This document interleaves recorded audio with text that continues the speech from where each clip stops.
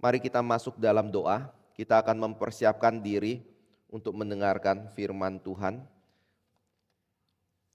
Bapa di surga, kami kembali bersyukur karena di dalam cinta kasih yang Kau berikan dalam kehidupan kami boleh dibawa kembali untuk memasuki momen di mana kami memperingati Natal, hari kelahiran dari anak tunggal-Mu Yesus Kristus dalam dunia ini. Tolong kami Bapa, ketika kami mempersiapkan hari memasuki Natal ini, kami boleh makin diteguhkan dalam iman, kami boleh makin dibawa untuk melihat satu rancangan Allah yang begitu luar biasa, yang telah Engkau sediakan, yang Engkau kerjakan di dalam sejarah manusia di dunia ini. Tolong pimpin hamba-Mu dalam menyampaikan firman, tolong berikan kami mata hati untuk melihat kepada kebenaran-Mu yang boleh Engkau nyatakan bagi kami pada pagi hari ini dan melalui firman atau kitab suci-Mu sendiri. Tolong pimpin sekali lagi ya Bapa, berkati kami, jangan biarkan segala kesempatan di mana kami boleh mengenal Tuhan, kami boleh bertumbuh di dalam iman dan kebenaran-Mu, kami boleh bertumbuh di dalam satu persekutuan yang indah dengan Tuhan, lalu dari kehidupan kami, karena kami menyia-nyiakannya, karena kami tidak konsentrasi akan firman dan kami menganggap ibadah sekedar satu kesempatan. Kami datang tiap minggu secara rutin, hanya duduk sebagai satu ritual yang kami harus lakukan karena kami adalah orang Kristen. Tapi kami sendiri melewati makna dari ibadah itu. Kami melewati satu penyembahan yang harus diberikan kepada Tuhan Allah sendiri. Walaupun tubuh kami ada di dalam gereja bersama dengan umat Tuhan lagi yang lain. Dan kami juga mohon biarlah segala kebenaran-Mu boleh sungguh-sungguh sampai dalam telinga dan hati kami. Kami sekali lagi rindu ya Tuhan, Kau boleh pimpin dan berkati waktu ini. Di dalam nama Tuhan Yesus kami berdoa. Amin. Mari kita membuka bersama dari Yesaya pasal yang ke-9. Ini adalah satu ayat yang sangat terkenal sekali juga di dalam gereja dan di antara orang-orang percaya. Satu ayat yang menubuatkan mengenai kelahiran dari Yesus Kristus.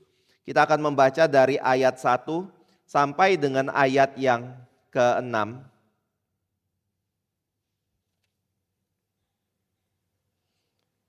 Atau boleh sampai ayat yang ke-7. Yesaya 9 ayat 1. Bangsa yang berjalan di dalam kegelapan telah melihat terang yang besar. Mereka yang diam di negeri kekelaman, atasnya terang telah bersinar. Engkau telah menimbulkan banyak sorak-sorak dan sukacita yang besar.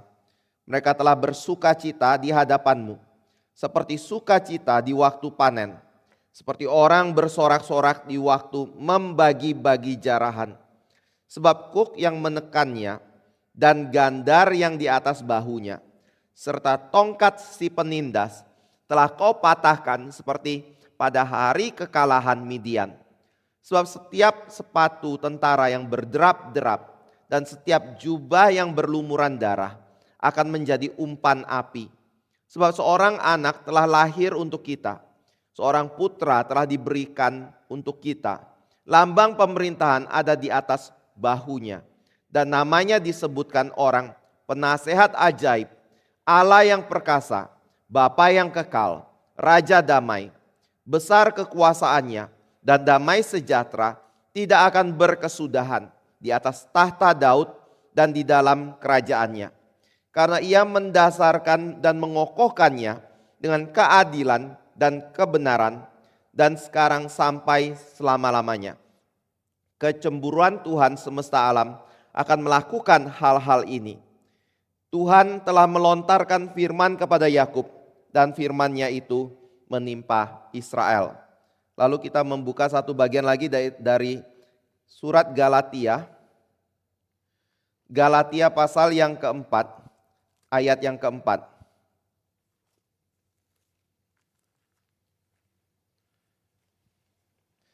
Galatia pasal 4 ayat yang keempat kita baca bersama-sama.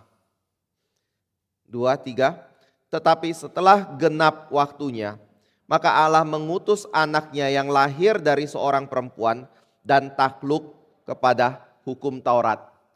pada waktu kita masuk ke dalam hari Natal, saya percaya ini menjadi satu hari yang penuh dengan keindahan, hari yang penuh dengan sukacita, hari yang penuh dengan kebahagiaan di antara orang-orang Kristen.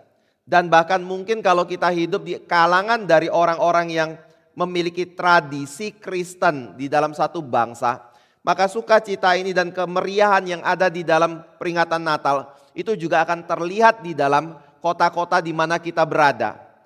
Kemarin di Solo juga ada satu kesempatan setiap tahun biasanya di satu daerah jalan tertentu itu akan memperingati momen-momen hari besar agama tertentu atau peringatan hari besar tertentu yang diperingati di dalam negara kita. Dan salah satunya adalah Natal. Kemarin mereka menyebarkan undangan, tawaran, apa hal-hal yang kita perlu bisa berbagian di dalamnya. Apakah kita memasang reklame dari gereja kita yang ada di tengah jalan? Apakah kita mempersembahkan satu acara tertentu di dalam acara Natal itu, di dalam hari itu? Dan Bapak Ibu Saudara yang kasih Tuhan, ada gereja yang mengambil beberapa hari. Kita hanya mengambil kesempatan satu hari di sini. Tetapi pada waktu kita melihat pada hal ini, itu berarti suasana Natal mungkin, tradisi Natal, sukacita Natal, itu ternyata bukan hanya ada di dalam lingkup dari gereja ataupun orang percaya sendiri, tetapi juga dari orang-orang yang ada di sekitar gereja, orang-orang yang ada di dalam satu negara di mana ada kekristenan yang berpengaruh di situ. Mereka juga merasa bahwa ini adalah hari yang meriah, hari yang indah, hari dengan suasana lagu-lagu pujian yang baik yang boleh dikabarkan. Tetapi masalahnya adalah seperti ini. Pada waktu kita melihat kepada segala keindahan itu, dengan cerita, drama, mungkin kelahiran dari Yesus Kristus dalam dunia ini, mungkin kita bisa jatuh ke dalam satu perasaan sentimental yang ada. Oh, ini adalah momen di mana ada seorang bayi yang lahir dalam dunia ini. Dia adalah seorang yang begitu kasihan sekali. Karena apa? Ketika dia mau lahir dalam dunia, maka keluarlah satu keputusan dari Raja Herodes di mana semua orang harus pergi mendaftarkan diri di kampung halamannya. Pada waktu itu Maria sudah hamil tua, tapi karena Yusuf berasal dari Bethlehem, maka dia harus pergi ke Bethlehem untuk mendaftarkan diri di sana. Tapi pada waktu tiba di Bethlehem, ternyata saat itu banyak orang yang datang untuk mendaftarkan diri. Sehingga ketika Maria membutuhkan satu rumah untuk menginap dan bermalam, dia tidak menemukan. Dan di detik yang sama, Maria harus melahirkan. Karena itu Yusuf mungkin kita lihat sebagai suami yang setia, yang mengasihi istrinya, pergi dari satu rumah ke satu rumah, mengetok pintu, meminta belas kasih dan menanyakan adakah tempat di mana istrinya bisa menumpang dan melahirkan pada waktu itu. Tapi singkat cerita berkata, tidak ada satu tempat pun yang menerima mereka, tidak ada satu orang pun yang berbelas kasih kepada mereka, sampai pada satu rumah mungkin Yusuf sudah begitu desperate, begitu putus asa, begitu gelisah, mungkin begitu panik karena istrinya makin lari, makin berjalannya waktu dan detik, makin merasa waktunya sudah dekat. Akhirnya pemilik rumah menawarkan ada satu tempat, yaitu di dalam kandang, di mana engkau bisa bermalam di situ. Nah akhirnya Yusuf mengambil tempat itu dan Maria melahirkan di dalam kandang domba pada waktu itu.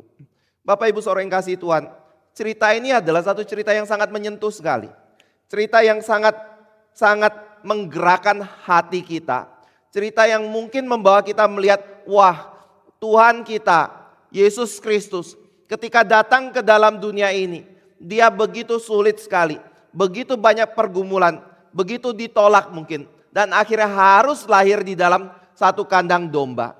Tetapi kita tidak melihat apa yang menjadi esensi di balik kelahiran Yesus Kristus.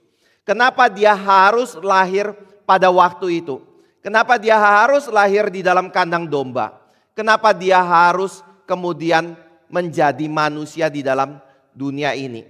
Nah, hal ini dikatakan oleh Paulus di dalam surat Galatia pasal 4 ayat yang keempat tadi kita baca ya. Pada waktu kita membaca ayat ini, dikatakan tetapi setelah genap waktunya, maka Allah mengutus anaknya yang lahir dari seorang perempuan dan takluk kepada hukum Taurat. Paulus mau mengatakan seperti ini, kelahiran Kristus bukanlah satu kelahiran seperti anak manusia pada umumnya. Di mana mungkin papa mamanya ketika menikah, lalu kemudian ada yang merencanakan, ada yang tidak merencanakan, tiba-tiba istrinya hamil seperti itu, memiliki anak, dan keberadaan dari anak itu pun walaupun sesuatu yang diharapkan ada dalam keluarga, atau mungkin tidak diharapkan terlebih dahulu ada dalam keluarga, mereka tidak bisa menjadi penentu. Jadi keberadaan kita dalam dunia, di dalam kehidupan atau pandangan dari orang tua, itu adalah satu keberadaan yang mungkin satu sisi disyukuri, mungkin di satu sisi lain adalah mengkagetkan karena mereka belum siap kita lahir di dalam dunia ini. Tetapi Bapak Ibu Saudara yang kasih Tuhan, pada waktu kita melihat kelahiran Yesus Kristus dalam dunia, ini ada makna yang berbeda sekali. Pada waktu Paulus berkata setelah genap waktunya, maka dia mengutus anaknya untuk lahir dalam dunia ini. Maka itu berarti kelahiran Kristus itu adalah satu kelahiran yang bukan kebetulan. Itu adalah satu kelahiran yang bukan merupakan satu imajinasi seseorang. Ini bukan satu kelahiran yang sebenarnya tidak pernah diharapkan oleh Yusuf ataupun Maria. Atau hanya diharapkan oleh Yusuf dan Maria. Tetapi ini adalah satu kelahiran yang sudah Tuhan rencanakan jauh hari di dalam sejarah manusia. Nah, saya pernah berbicara hal ini, tapi saya mau tekankan hal ini kembali. Karena pada waktu kita berargumentasi dengan seseorang berkaitan dengan siapa Yesus Kristus, dia adalah Allah yang menjadi manusia. Dia datang untuk menyelamatkan hidup manusia. Seringkali kita itu atau orang dunia mereduksinya hanya ke dalam iman dari orang Kristen saja. Seolah-olah berkata seperti ini, tahu tidak bahwa Yesus itu adalah Tuhan yang menjadi manusia untuk menyelamatkan manusia. Lalu orang berkata seperti ini, iya itu kan menurut imanmu, itu kan menurut kepercayaanmu. Tetapi saya tidak percaya kalau Yesus itu adalah Allah yang menjadi manusia yang datang untuk menyelamatkan saya dari dosa. Bapak Ibu Saudara yang kasih Tuhan, pada waktu kita melihat Galatia 4 ayat 4, pada waktu Paulus berkata ini adalah momen yang terjadi ketika waktunya sudah genap. Itu berarti bahwa kelahiran Kristus itu adalah satu kelahiran yang memiliki satu tujuan di waktu yang tepat seperti yang Tuhan kehendaki. Setelah segala sesuatu yang Tuhan kehendaki untuk dipersiapkan, telah dipersiapkan, maka Yesus Kristus lahir dalam dunia ini di dalam sejarah manusia. Nah, sejarah di sini mau mengatakan bahwa kita tidak bisa berkata, oh itu imanmu. Oh iman saya tidak seperti itu. Tetapi pada waktu Yesus berkata, dia atau Paulus berkata, dia lahir dalam dunia ini ketika waktunya sudah dekat. Satu sisi kita bisa konfirmasi dalam kitab suci mengenai kebenaran ini. Bahwa Yesus betul-betul lahir seperti yang Tuhan katakan. Tetapi di sisi lain kita juga bisa mengkonfirmasi kebenaran ini menurut sejarah dunia. Bapak Ibu bisa tanya kepada orang-orang Roma yang hidup atau sejarawan yang hidup pada zaman Yesus Kristus. Bapak Ibu mungkin bisa bertanya kepada orang-orang Yahudi berkaitan dengan seorang yang namanya Yesus Kristus yang pernah tidak ada di dalam dunia ini. Mereka semua akan mengkonfirmasi Yesus pernah lahir, Yesus ada di dalam dunia ini dan dia mati di kayu salib. Ini bukan peristiwa yang merupakan rekayasa orang Kristen.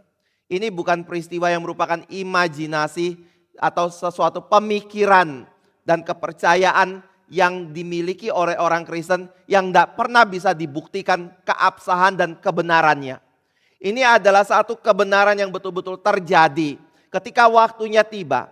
Ketika waktunya genap, Yesus Tuhan utus ke dalam dunia ini untuk lahir menjadi seorang manusia yang ada di tengah-tengah kita.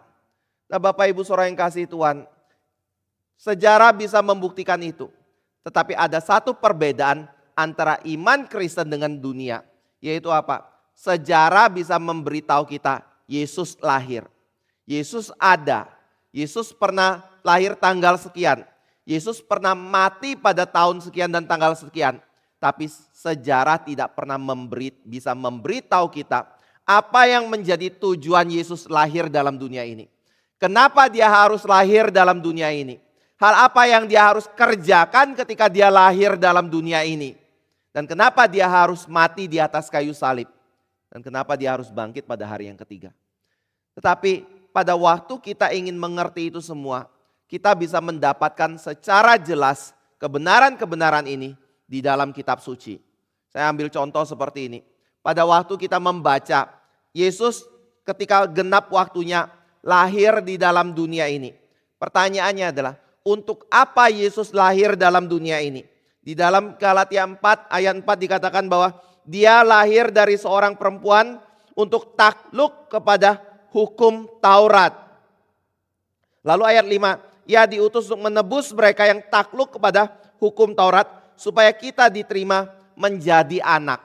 Jadi pada waktu kita melihat kelahiran Yesus Kristus, apa yang menjadi tujuan kelahiran Yesus dari seorang perempuan? Paulus berkata, supaya dia tunduk di bawah Taurat dan supaya dia bisa dia bisa menebus orang yang tunduk dan takluk di bawah Taurat. Nah, Bapak Ibu Saudara yang kasih Tuhan, ini membuat kita harus atau dipaksa untuk kembali ke masa lalu. Ada seorang perempuan yang melahirkan anak laki-laki. Siapa dia? Yaitu Hawa. Hawa ketika lahir atau ketika jatuh dalam dosa, ada satu nubuat yang Tuhan berikan kepada Hawa, yaitu dari keturunanmu akan lahir seorang anak laki-laki. Dan anak itu akan meremukkan kepala ular, dan ular itu akan meremukkan tumit daripada anak itu. Yang menyatakan bahwa nanti suatu hari Hawa bisa berharap akan ada seorang anak laki-laki yang lahir dari rahim dia. Walaupun kita tahu ternyata itu bukan dari anak yang dilahirkan dalam kandungan Hawa. Karena Hawa mati tanpa anak ini lahir. Tetapi dari momen itu di dalam Kejadian 3, Tuhan sudah memberitahu kepada Hawa, nanti ada seorang anak laki-laki yang punya kuasa lebih besar daripada kuasa iblis. Yang dia memiliki kuasa untuk menaklukkan kuasa iblis, menaklukkan dosa, menaklukkan kematian. Dan dia akan datang ke dalam dunia ini. Dan dia adalah keturunan dari engkau Hawa. Artinya dia adalah keturunan dari seorang perempuan. Mungkin memang tidak terlalu jelas pada waktu itu. Tapi saya berani menafsirkan pada waktu Tuhan memberikan janji ini, Hawa belum memiliki anak dari Adam pada waktu itu. Jadi ini adalah anak dari Hawa. Karena Tuhan memberikan janji itu kepada Hawa dan bukan kepada Adam. Dan pada waktu anak ini lahir, Alkitab juga mengatakan, atau Tuhan mengatakan, dia akan menghancurkan kuasa iblis, kuasa dosa, kuasa kematian tersebut. Dan ini terjadi pada waktu Yesus Kristus lahir. Alkitab membuktikan bahwa dia lahir dari seorang perempuan. Perempuan pertama mengakibatkan manusia dalam dosa. Perempuan pertama melahirkan anak-anak yang tidak pernah bisa lepas daripada kuasa dosa.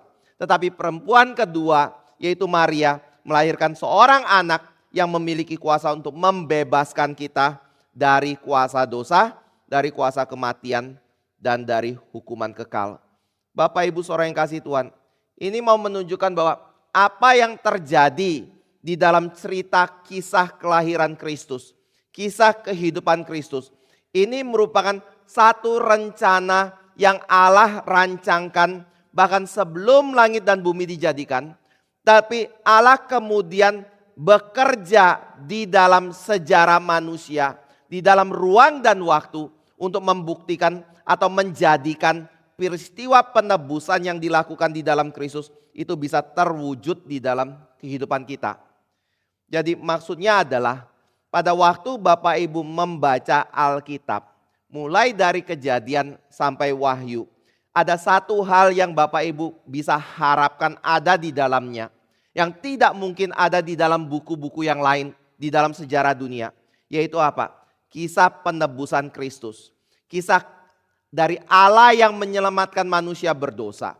Itu dibukakan dengan begitu jelas bagi kita di dalam kitab suci. Dan ini adalah satu kebenaran yang Bapak Ibu bisa buktikan sendiri. Dari sejarah ada seorang yang bernama Yesus lahir. Dia adalah anak Maria. Ada orang mengatakan dia adalah anak Yusuf. Tapi kita dalam kitab suci mengerti. Dia bukan anak Yusuf. Dia adalah anak Maria. Dia adalah anak Allah. Dan dia adalah pribadi kedua dari Allah Tritunggal yang lahir di dalam dunia ini. Nah, saudara bisa mengerti hal ini dari mana? Yaitu dari misalnya Yohanes pasal 1. Pada mulanya adalah firman. Atau pada mulanya adalah logos. Logos itu bersama-sama dengan Allah. Dan logos itu adalah Allah. Yohanes menggunakan konsep orang-orang Yunani pada waktu itu. Mengenai Allah dan mengenai segala kebenaran ilahi. Untuk mengatakan engkau mencari kebenaran, saya beritahu. Kebenaran yang engkau cari itu adalah Allah. Tetapi Allah yang engkau cari itu sebenarnya tidak jauh dari engkau. Dia di ayat 14 dikatakan inkarnasi menjadi manusia dan tinggal di tengah-tengah kita. Tetapi sayangnya adalah ketika dia datang ke dalam dunia ini, orang yang menjadi ciptaannya itu menolak dia. Tidak mau mengakui dia dan akhirnya memakukan dia di atas kayu salib. Padahal dia sudah memberi begitu banyak bukti dan tanda bagi kita kalau dia adalah anak Allah dan dia adalah Mesias. Dia adalah keselamatan yang Allah sediakan bagi kita. Nah, Bapak Ibu Saudara yang kasih Tuhan, ini membuat Agustinus mengatakan seperti ini ya. Di dalam bahasa Latin dia berkata, non merita nostra, sed misera nostra. Saya ulangi ya. Non merita nostra, sed itu S-E-D, sed misera nostra. Artinya apa? Artinya adalah Yesus ketika datang ke dalam dunia ini, dia datang bukan dikarenakan kebaikan yang kita lakukan dalam hidup kita. Tapi dia datang ke dalam dunia ini justru karena penderitaan kita, kesengsaraan kita yang kita miliki di dalam kehidupan kita. Atau mungkin bisa tambahkan dosa yang kita miliki dalam kehidupan kita. Jadi Agustinus mau mengatakan begini, solusi terhadap dosa itu tidak pernah ada di dalam diri manusia berdosa. Solusi terhadap dosa ada di luar dari diri manusia berdosa. Kita adalah orang yang berdosa, tidak mungkin bisa mengeluarkan diri, membebaskan diri dari hati yang berdosa.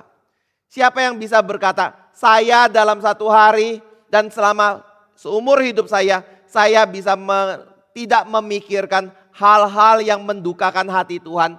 Hal-hal yang membuat saya ada di bawah kutukan Tuhan. Karena saya melanggar hukum Tuhan. Bapak Ibu Saudara yang kasih Tuhan, saya percaya kalau kita mau jujur terhadap diri kita. Kita tidak membandingkan diri kita baik dengan orang lain.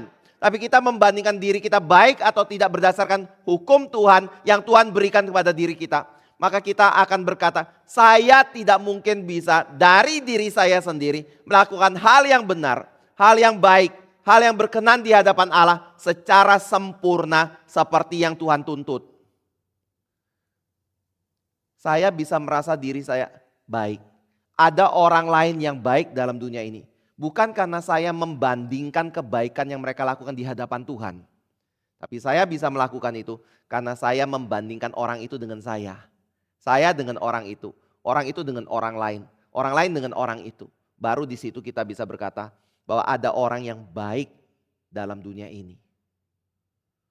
Bapak Ibu Saudara yang kasih Tuhan, itu sebabnya Agustinus berkata, ketika seseorang dilahirkan dalam dosa, gak mungkin orang yang berdosa itu bisa membuat diri dia diterima oleh Tuhan. Untuk dia bisa diterima oleh Tuhan, Tuhan harus datang. Tetapi ketika Tuhan datang dalam dunia, bukan karena kita baik, bukan karena kita benar, tapi karena kita adalah orang yang layak untuk diberi belas kasih. Karena kita adalah orang-orang yang berdosa. Ini adalah satu kebenaran yang sangat alkitabiah sekali. Dan ini adalah satu kebenaran yang sangat bertentangan sekali dengan agama. Agama mengajarkan apapun itu ya. Ya kalau kita mau bicara mengenai agama Islam yang sama-sama mengatakan mereka mendapatkan wahyu dari Tuhan. Mereka akan berkata seperti ini, kita akan diperkenan oleh Tuhan atau Tuhan akan datang untuk memberikan satu upah kepada kita dikarenakan kebaikan-kebaikan yang kita lakukan dalam hidup kita. Walaupun di dalam pengajaran mereka juga ada istilahnya rahmat, di mana mereka menyadari bahwa mereka tidak mungkin bisa benar sepenuhnya kecuali diampuni oleh Tuhan dan dirahmati oleh Tuhan dalam kehidupan mereka. Tapi Kristen berbeda ya. Pada waktu Kristen berbicara mengenai apa yang menjadi penyebab Yesus datang. Karena kita tidak layak. Karena kita tidak mampu. Karena kita tidak mungkin bisa berkenan di hadapan Allah dan membuat diri kita layak untuk diterima Tuhan. Sehingga Tuhan nyaman tinggal di dalam hati kita dan di tengah-tengah kita. Bapak Ibu Saudara yang kasih Tuhan. Mungkin salah satu hal yang kita bisa lihat sebagai bukti bahwa Yesus sebenarnya tidak nyaman tinggal bersama dengan umatnya adalah ratapan yang Yesus lakukan. Dan tipologi Yesus yang ada pada Yeremia yang meratap. Ketika dia ada dalam dunia, dia menggambarkan diri dia seperti induk ayam yang ingin mengumpulkan anak-anaknya untuk kembali kepada diri dia. Tetapi anak-anak yang dia ingin kumpulkan kembali justru menolak dia. Dan bagaimana ketika dia mengajar dalam dunia ini hal-hal yang rohani, hal-hal yang membawa kebenaran, hal-hal yang membawa damai sejahtera yang sejati, hal-hal yang akan dikerjakan dia bukan melalui pedang, bukan melalui pemberontakan, bukan melalui peperangan seperti itu yang tadi saudara baca di dalam Yesaya pasal 9. Tapi orang Yahudi berkata bahwa dia ketika datang pasti ada peperangan. Yang terang tiba, yang jahat, yang menjadi penakluk dari Israel akan ditaklukkan oleh diri dia. Mereka berpikir ini bicara mengenai kekuasaan Israel di dalam kerajaan Daud secara fisik.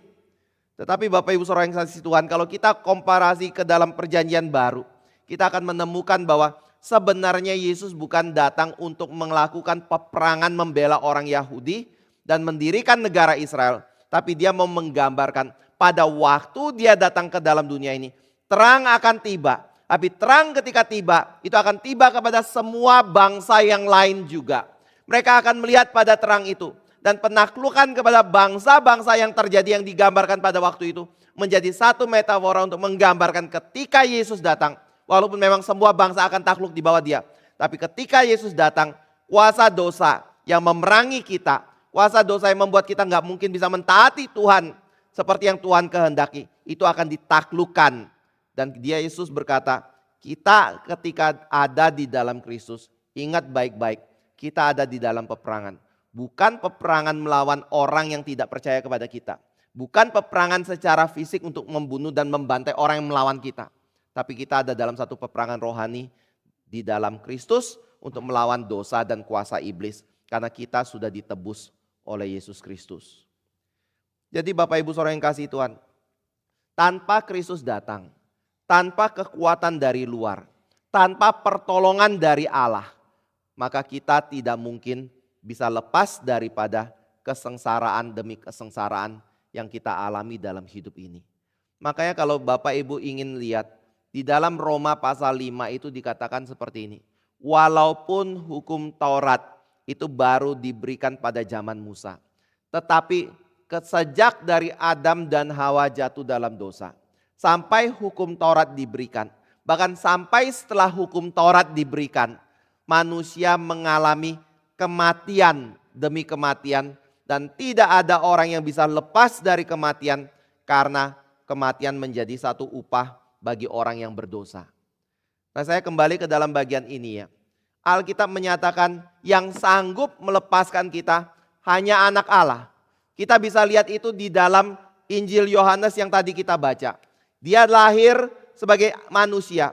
Dia bukan manusia saja. Tapi dia adalah pribadi Allah yang sudah ada sejak dalam kekekalan. Yang lahir dalam dunia ini untuk menjadi sama seperti kita. Supaya kita bisa ditebus dari dosa kita. Lalu ada hal lainnya yang kita bisa lihat. Pada waktu kita melihat Yohanes memang bicara Allah yang jadi manusia. Seolah-olah itu adalah sesuatu kebenaran yang baru muncul di dalam Injil Yohanes. Tapi kalau saudara baca di dalam Injil Matius, ada kalimat yang berbeda lagi yang Matius ingin tunjukkan kepada kita. Pada waktu orang Majus datang ke Yerusalem, mereka mencari bayi itu. Tapi ketika mereka tidak menemukan bayi itu di mana-mana dan kabarnya tidak tersiar di seluruh Yerusalem atau di Yudea seperti itu. Lalu mereka pergi ke istana Herodes dan ingin mencari tahu di mana bayi itu. Mereka ingin melihat, mereka ingin menyembah bayi itu. Tetapi pada waktu Herodes dengar, dia panik, dia bingung karena ada seorang raja lahir, Mesias, tapi dia tidak tahu kabarnya.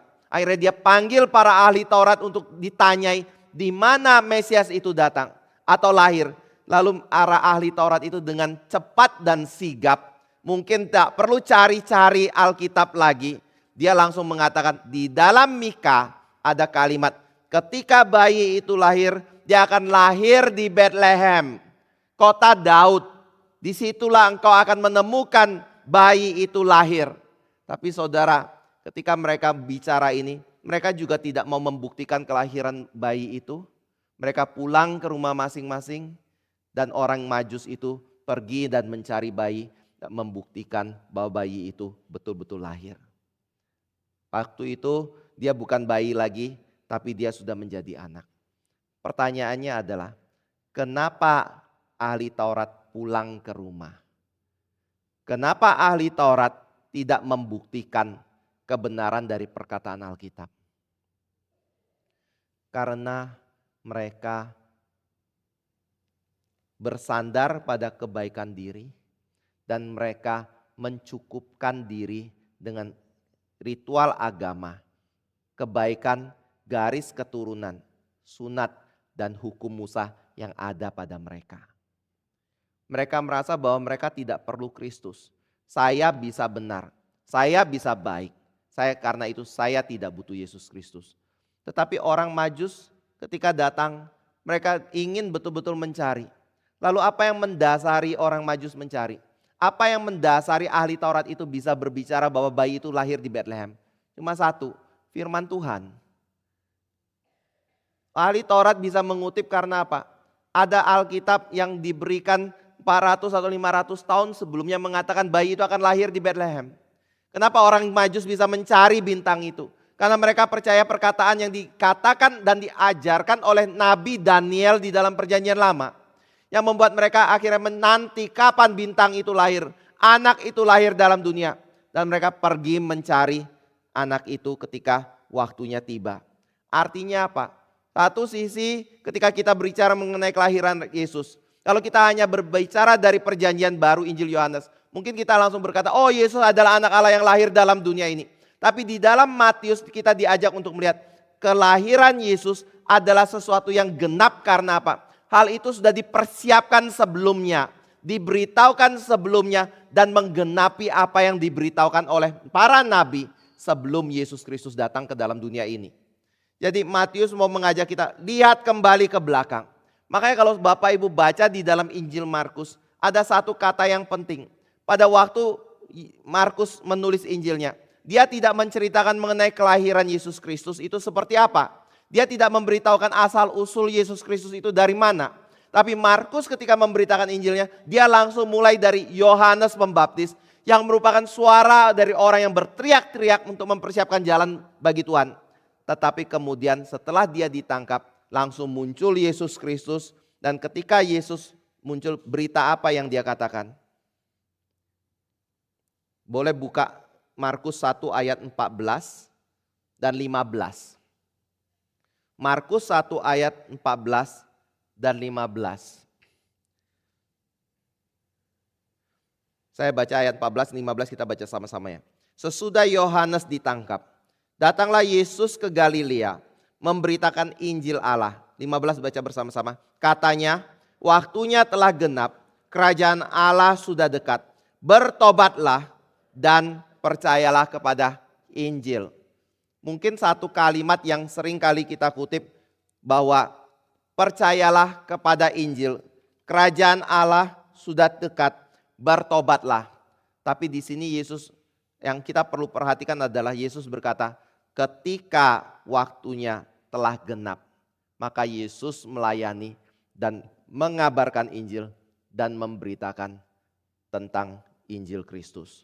Bapak Ibu saudara yang kasih Tuhan, apa yang dimaksud dengan Injil atau waktunya sudah genap? Kalau kita kutip dari Mika tadi, mungkin kita akan jatuh ke dalam pengertian seperti ini. Oh, Yesus sedang berbicara mengenai nubuat-nubuat kelahiran dia atau kedatangan dia. Itu sebabnya pada waktu kita merujuk pada kalimat waktu sudah genap, kita coba lihat, oh di Mika dia lahir di Bethlehem. Di Yesaya 7 dia lahir dari seorang anak perempuan yang masih single seperti itu.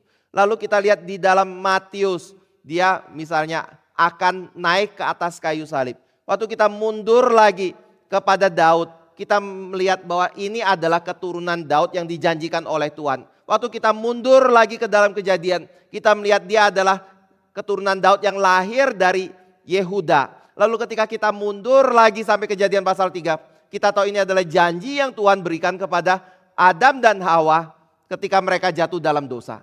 Lalu dengan begitu kita berkata, inilah bukti Yesus Kristus ada di dalam dunia dan dia sudah menggenapi firman Tuhan.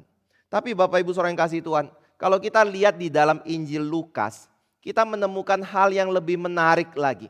Pada waktu Yesus bangkit dari kematian, maka Yesus kemudian menampakkan diri kepada satu persatu dari muridnya. Dan pada waktu dia menampakkan diri kepada murid-muridnya yang tidak percaya bahwa dia bangkit, apa yang Yesus katakan? Bapak Ibu boleh buka Lukas 24 ya. Ayat 27 dan Lukas 24 ayat 44. Lukas 24 ayat 27. Ayat 26 bunyinya, bukankah Mesias harus menderita? Semuanya itu untuk masuk ke dalam kemuliaannya. Lalu 27. Lalu ia menjelaskan kepada mereka apa yang tertulis tentang dia dalam seluruh kitab suci, mulai dari kitab-kitab Musa dan segala kitab nabi-nabi. Lalu kemudian ayat 44, ia berkata kepada mereka, inilah perkataanku yang telah kukatakan kepadamu ketika aku masih bersama-sama dengan kamu, yakni bahwa harus digenapi semua yang ada tertulis tentang aku dalam kitab Musa dan kitab nabi-nabi dan kitab Mazmur. Bapak Ibu saudara yang kasih Tuhan, apa yang Yesus lakukan? Dia membuktikan kalau diri dia adalah Mesias. Lalu pertanyaannya adalah, bagaimana caranya Yesus membuktikan kalau dirinya Mesias? Dia bukan hanya tampil di depan murid-murid dan berkata, aku hidup, aku Mesias. Tapi dia mulai mengajar, mulai dari Kejadian, Keluaran, Imamat, Bilangan, lalu apa? Ulangan. Setelah Ulangan, Yosua, Hakim-Hakim, lalu Samuel, Raja, Tawarik, seterusnya sampai Maliaki. Kalau dia adalah orang yang dirujuk oleh para nabi. Jadi maksudnya apa? Maksudnya adalah kalau kita ingin mengerti siapa Yesus Kristus, maka saudara harus membaca seluruh daripada perjanjian lama. Dan Yesus membuktikan kalau dia adalah kegenapan dari apa? Kegenapan dari segala nubuat yang Tuhan berikan melalui para nabi di dalam perjanjian lama yang berbicara mengenai diri dia. Itu sebabnya kalau tadi saya bicara di awal, kalau kita ingin mengerti apa yang Allah kerjakan dalam hidup kita melalui Kristus, caranya adalah baca kitab suci. Karena Alkitab berbicara mengenai siapa Yesus dan apa yang dikerjakan Allah di dalam Kristus Yesus. Tetapi Bapak Ibu saudara yang kasih Tuhan, pada waktu kita membaca kitab suci, perjanjian lama cukup tidak? Jawabnya tidak cukup. Kita butuh perjanjian baru untuk mengerti kebenaran Allah sehingga kita menjadi jelas akan hal itu. Griffith Thomas dia bicara seperti ini ya. Perjanjian lama itu adalah sebuah buku yang menyatakan nubuat yang belum digenapi. Perayaan-perayaan yang tidak ada penjelasannya. Dan pengharapan yang tidak pernah terpuaskan. Saya ulangi ya. Griffith Thomas berkata, pada waktu kita membaca perjanjian lama, atau orang Yahudi membaca perjanjian lama, yang mereka temukan adalah nubuat yang belum digenapi, perayaan-perayaan hari raya yang tidak ada penjelasannya sama sekali, dan juga pengharapan yang tidak terpenuhi atau terpuaskan. Tetapi pada waktu kita membaca perjanjian baru, maka kita akan menemukan bahwa nubuat yang tidak tergenapi itu, upacara keagamaan yang tidak ada penjelasan itu, dan pengharapan yang tidak terpuaskan itu, semuanya sudah dipenuhi atau digenapi. Di dalam siapa? Di dalam Kristus. Jadi pada waktu kita melihat kepada nubuat dalam perjanjian lama, sebenarnya berbicara mengenai siapa? Yesus Kristus. Saudara bisa buktikan ini dalam surat 1 Petrus. 1 Petrus pasal yang pertama. Di situ ada berbicara bahwa para nabi dalam perjanjian lama itu melihat ke depan, menyelidiki, mempelajari mengenai apa yang dikatakan mengenai Kristus yang kita sudah alami dan kita lihat dan kita saksikan itu. Jadi pada waktu mereka meneliti tentang Yesus, mereka hanya bisa melihat bayang-bayang mengenai Yesus. Tetapi mereka tidak tahu bagaimana Yesus akan datang dan siapa dia. Dan apa yang akan dilakukan secara jelas. Makanya kalau Bapak Ibu baca dari peristiwa orang Farisi dan ahli Taurat, mereka merasa bahwa Yesus pasti bukan Allah. Karena apa yang mereka bayangkan itu adalah sesuatu yang berbeda dengan kitab suci, atau yang mereka ajarkan itu berbeda dengan Kristus yang dinyatakan dalam kitab suci, dan sampai hari ini mereka tidak mendapatkan jawabannya. Saudara, yang kedua, pada waktu berbicara mengenai perayaan-perayaan dalam perjanjian lama, mungkin kita waktu baca misalnya kitab Imamat, saudara bingung nggak? Kenapa ya Imamat itu ngajarin motong binatang aja untuk persembahan itu semuanya dirinci dengan begitu detail? Kenapa ya Imamat berkata bahwa korban-korban itu tidak boleh bercacat? Semuanya harus dikurung 5 hari, setelah 5 hari baru tahu dan diamati tidak ada cacat, baru boleh dipersembahkan. Kita nggak akan ngerti.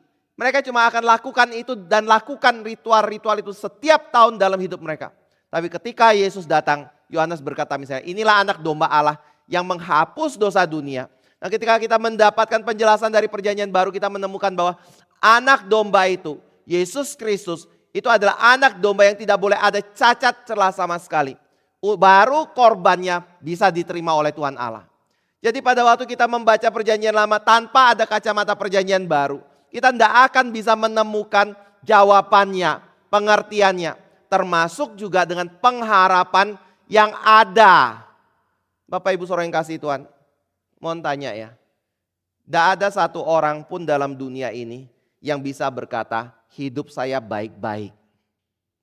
Gak ada satu orang pun dalam dunia ini yang bisa berkata, gak ada hal-hal yang bisa dilakukan oleh orang lain untuk atau semua orang lain tidak akan mencelakakan diri kita. Tapi apa yang kita lakukan, kemungkinan besar ada orang lain yang mungkin iri, orang lain yang membenci, dan mungkin mereka bisa mencelakakan hidup kita. Kita tidak ada seorang pun yang bisa berkata bahwa saya tidak memiliki masalah dalam hidup, dalam keluarga, bersama dengan anak, dalam pekerjaan, dalam kesehatan fisik kita. Semuanya ngalami itu, termasuk juga orang Kristen.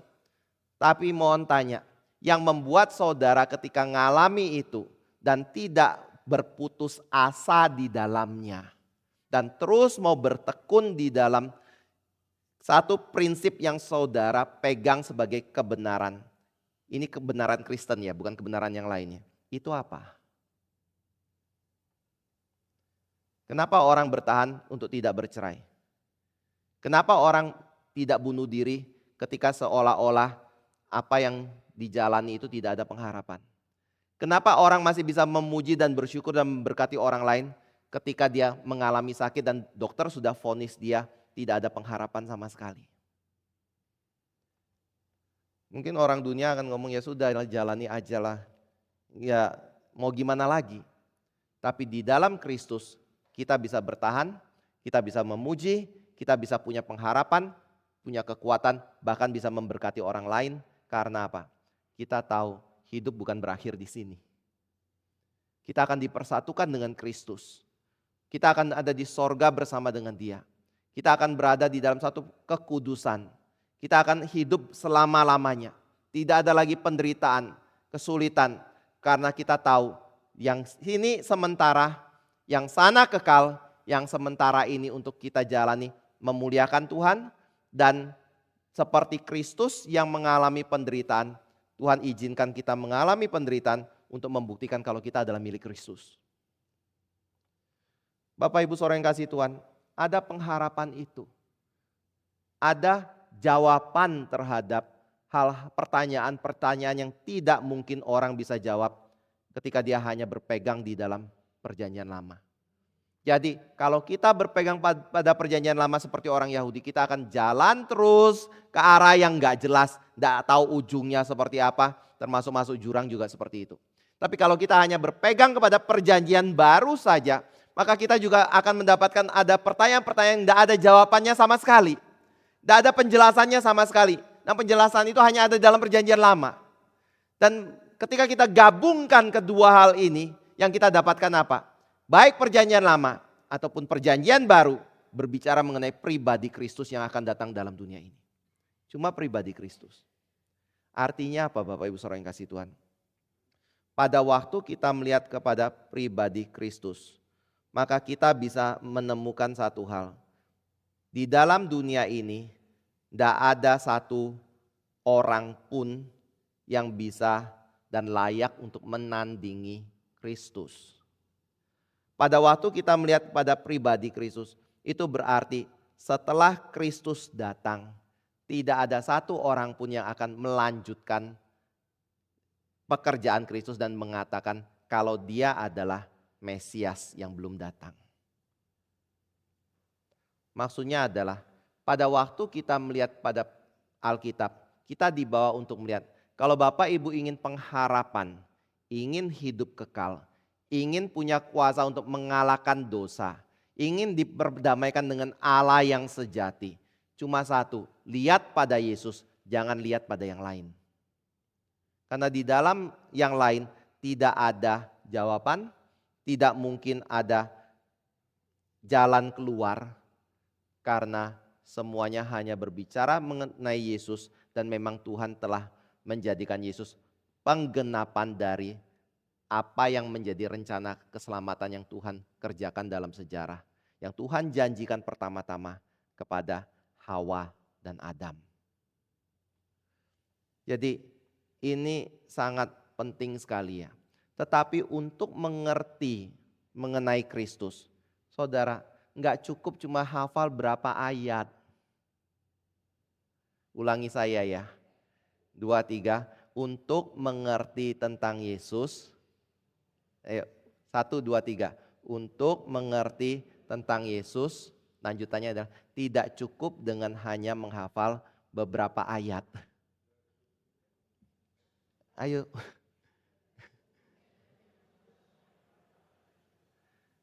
Perlu apa? Seluruhnya. Karena Yesus sendiri ketika membuktikan diri dia membuktikan dari seluruh kitab suci. Saudara, ini serius ya. Di dalam Kisah Rasul, Paulus ketika berbicara kepada para penatua yang datang dari Efesus, dia ngomong apa? Ketahuilah, saya tidak lalai di dalam memberitakan apa? Ketetapan Allah kepada engkau. Artinya adalah semua yang Tuhan percayakan kepada Paulus, semua yang diajarkan di dalam kitab suci, dia ajarkan kepada jemaat. Tidak ada satupun yang dia tinggalkan atau dia tutupi atau dia lompati. Supaya apa? Seluruh jemaat mengerti tentang kehendak Allah dan tentang Allah. Bapak Ibu saudara yang kasih Tuhan, ini sangat serius sekali. Makanya muncul satu kalimat seperti ini.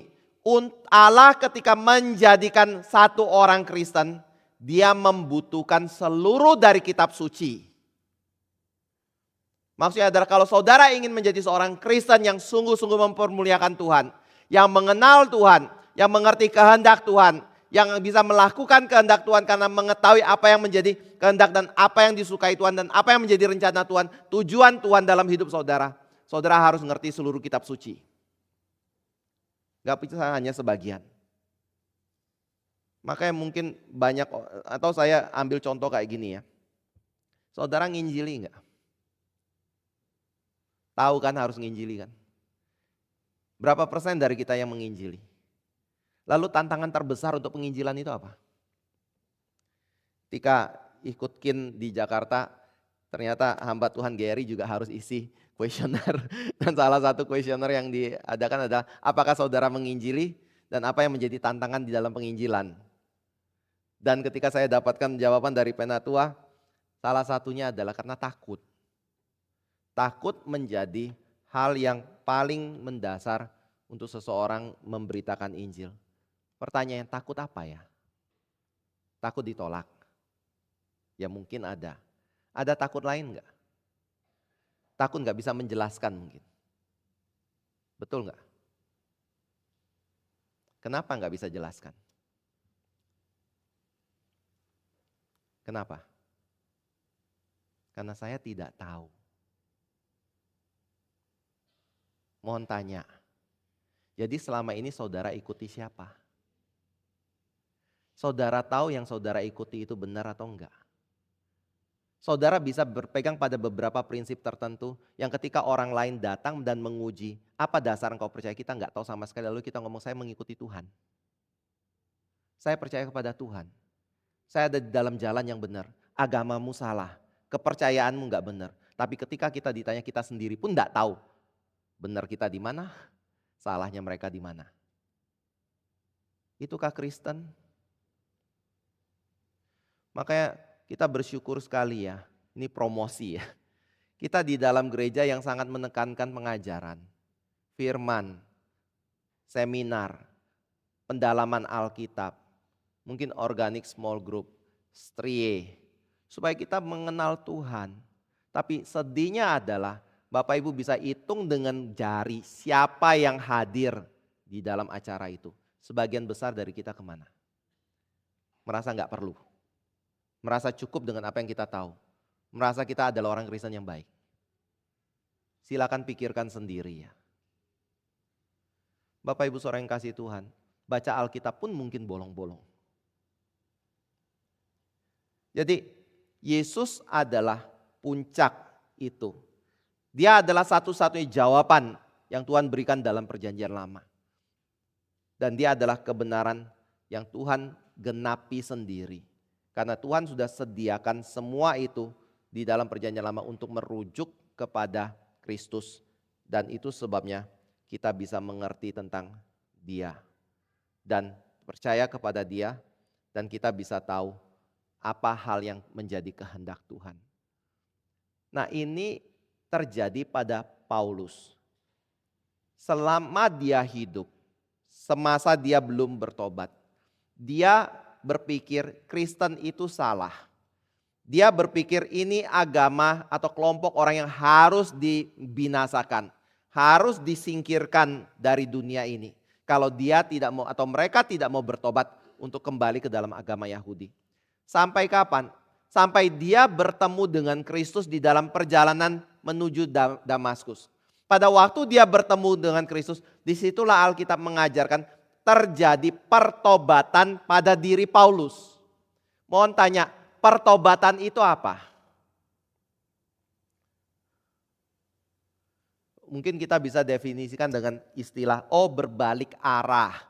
Saya dulu berjalan ke sini, setelah saya bertobat saya berbalik arah 180 derajat berjalan ke sana. Itu namanya pertobatan. Kalau Bapak Ibu punya konsep seperti ini, mungkin Bapak Ibu akan tersandung dalam hal ini. Saya semula beragama mengikuti ajaran agama ini. Tapi setelah saya bertobat, saya menjadi Kristen, saya mengikuti ajaran agama Kristen. Dan kita stop di dalam ritual. Kalau Yahudi mungkin Sabtu ibadah. Di sinagoge. Kalau ada korban harus berikan korban. Sekarang kalau saya jadi Kristen ibadahnya geser jadi hari Minggu. Ketika saya beribadah di hari Minggu apa yang dilakukan? Apa yang dilakukan oleh orang Kristen saya lakukan. Saya tidak lagi lakukan apa yang orang Yahudi lakukan. Kalau dulu saya Muslim, saya lakukan apa? Sekarang saya jadi Kristen, saya tidak lakukan itu lagi. Itu namanya pertobatan. Itu bukan pertobatan. Itu berubah perilaku. Berubah kebiasaan. Lalu pertobatan itu apa?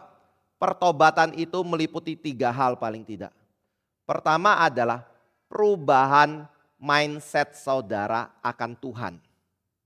Misalnya kalau saudara lihat di dalam cerita mengenai orang Yahudi dan Paulus sebagai orang Farisi. Pertama dia merasa bahwa yang benar itu Yahweh, yang benar itu Allah Abraham, Ishak dan Yakub. Yesus bukan Tuhan. Tetapi pada waktu dia percaya pada Tuhan, silakan buka Kolose 1 ayat 16 ya. Kolose 1 ayat 16. Kita baca bersama-sama. 2, 3. Karena di dalam dialah telah diciptakan segala sesuatu yang ada di sorga dan yang ada di bumi, yang kelihatan dan yang tidak kelihatan, baik singgasana maupun kerajaan, baik pemerintah maupun penguasa. Segala sesuatu diciptakan oleh Dia dan untuk Dia. Semula Paulus punya pikiran apa? Yesus tidak mungkin Tuhan, Yesus bukan pencipta, Dia bukan juru selamat. Tapi ketika dia bertobat, dia langsung ngakui, yang mencipta langit bumi adalah Yesus Kristus. Dan segala sesuatu dijadikan oleh Dia dan untuk Dia dan bagi Dia. Dan Dia adalah gambar Allah yang sulung.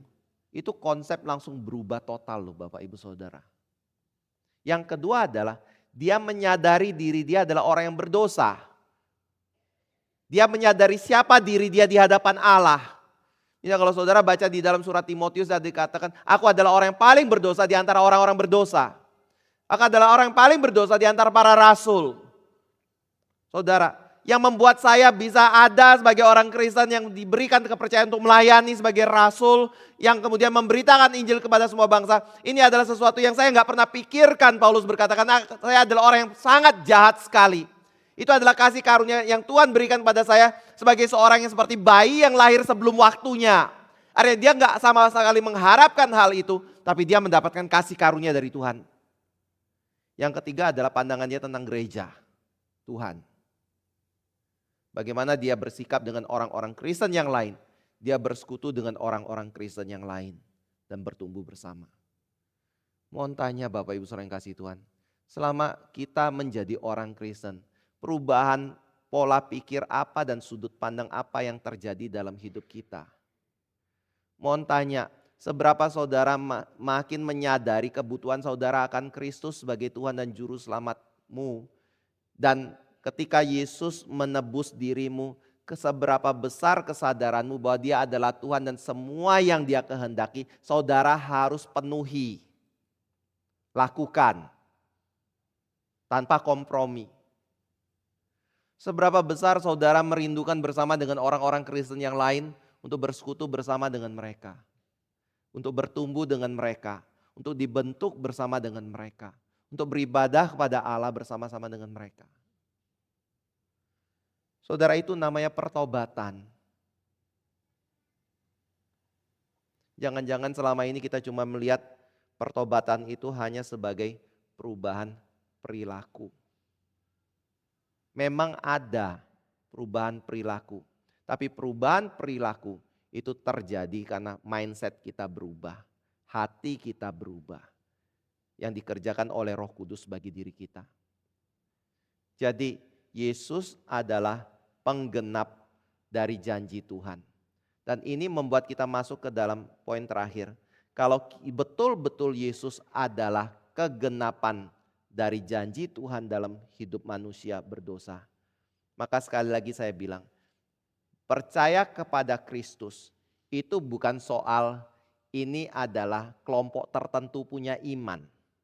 Ini bukan soal kepercayaan dari orang Kristen saja. Kalau Dia adalah Tuhan, bahwa itu berarti Dia adalah Tuhan semua manusia. Kalau dia adalah juru selamat manusia berdosa, berarti dia adalah juru selamat satu-satunya jalan kebenaran dan hidup yang Tuhan sediakan untuk semua manusia tanpa kecuali. Gak ada bisa, oh jalanku beda dengan engkau. Kamu kan Kristen, jalanku yang lain. Enggak, dia adalah Tuhan itu sendiri dan dia adalah satu-satunya jalan yang Tuhan sediakan bagi diri kita. Maka itu membuat kita cuma ada di dalam dua posisi. Pertama adalah melihat dia sebagai teman, sebagai jalan damai, sebagai solusi terhadap dosa yang kita lakukan dalam hidup kita, sebagai pribadi di mana kita bisa bersandar dan berlindung kepadanya. Atau yang kedua, batu sandungan kita. Seperti orang Farisi yang ketika melihat Yesus tersandung dan batu penjuru itu mereka buang. Tapi ketika mereka buang, mereka akan tersandung lagi oleh batu penjuru itu. Karena mereka tidak bisa lari dari Yesus Kristus. Saudara, ini adalah hal yang kita perlu renungkan ya. Pada waktu kita memasuki Natal, kiranya Tuhan boleh memberkati kita dan mempersiapkan hati kita untuk memperingati hari kelahiran dari Yesus Kristus. Tuhan kiranya memberkati kita. Mari kita masuk dalam doa. Kami bersyukur kembali Bapa. Ada firman yang boleh meneguhkan kami. Ada kebenaran yang boleh Engkau singkapkan bagi kami. Ada satu pengertian yang boleh Engkau karuniakan bagi kami. Khususnya berkaitan dengan Kristus. Tolong kami ya Bapa, untuk hidup di dalam kebenaran-kebenaran yang Engkau telah wahyukan bagi kami. Kami boleh sungguh mensyukuri jalan yang telah Engkau sediakan, kegenapan yang telah Engkau kerjakan di dalam pribadi anak tunggal-Mu, Yesus Kristus. Sekali lagi kami bersyukur dan siapkan hati kami ya Bapa untuk masuk ke dalam perjamuan kudus pada pagi hari ini. Dalam nama Tuhan Yesus kami berdoa. Amin.